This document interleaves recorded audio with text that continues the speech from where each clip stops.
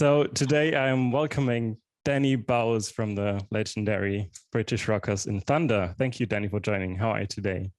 I am very fine and all the better for seeing you, Marcus.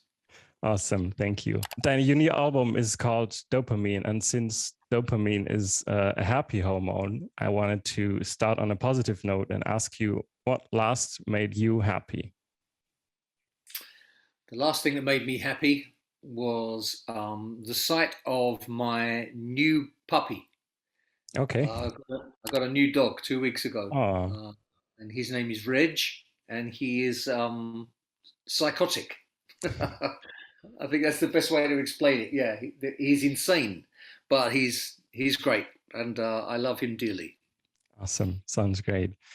But actually, the album title isn't meant in a too positive way, I guess. What inspired you was dopamine addiction caused by social media. Is that right? How do you get the idea to do that? Well, I think I think when you are as old as we are, you view life through a slightly different lens to young people. I don't really feel the need to get out of bed searching for likes and to be appreciated and to be told that I look amazing.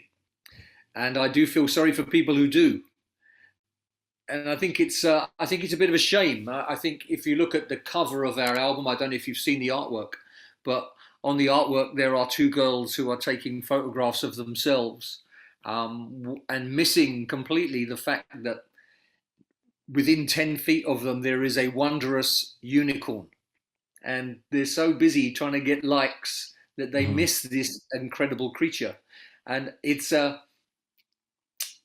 metaphor for what's going on in the world. A lot of people miss all the brilliance and the beauty around them because they're so busy chasing one particular bit of self gratification, and that's quite amusing and a bit worrying for people of my generation. But it's only really the younger generations who will ultimately pay the price for it, because it will all come home to roost like chickens as time goes by. Dopamine is a double album, actually. The first one in the career of Thunder.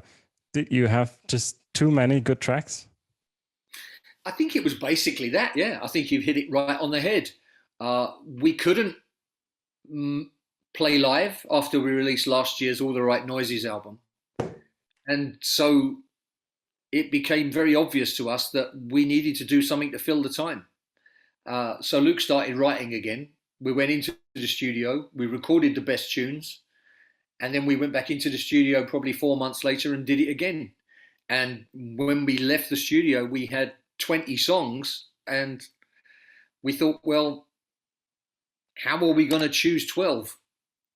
It's impossible. So we settled on 16 Mhm. and decided it had to be a double album. It's quite a fun thing to do. We never made a double album, so why not? It's another box ticked in our career. Yeah, sure, definitely.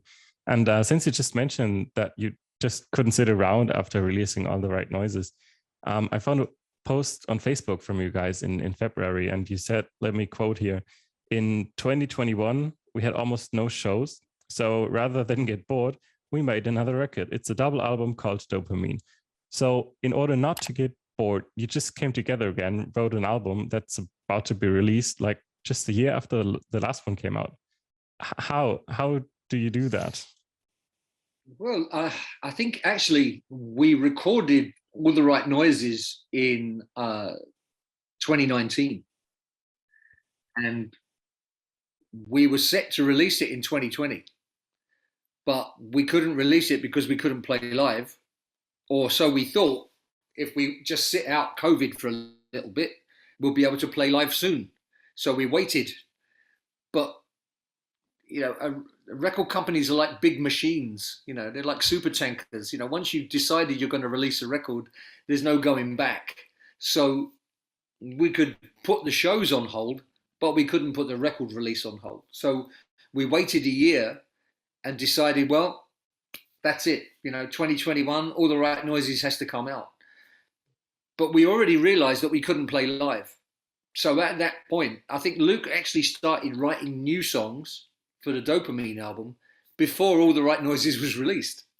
Okay. All right. So he just went through that process, and I think within 2 months of All the Right Noises being released, we were in the studio recording new songs, which was very strange Yeah. because normally we'd be out there playing those songs live at festivals and touring and Yeah. whatever, but Yeah. because we Absolutely. couldn't do it, the whole thing just kind of, we made a very big noise and then it stopped. It's very weird. You always have social commentary, or usually you have social commentary on your album. You've dealt with like topics climate change or homelessness. What's the big topic on this album? I'm guessing it's not all about social media or dopamine addiction, is it? Well, there's some stuff on here. I mean, there's some social comment. There's a song that's written very specifically about our idiot Prime Minister Boris Johnson, or the clown as we call him here. Um, it's basically, it's called The Grifter, and it's about a man who basically has virtually no redeeming features, but is a very good salesman, and that's like a con man, somebody who could steal your money and make you smile while you did it. Yeah. So there's a song about him. There's a song about conspiracy theorists written through the eyes of a conspiracy theorist.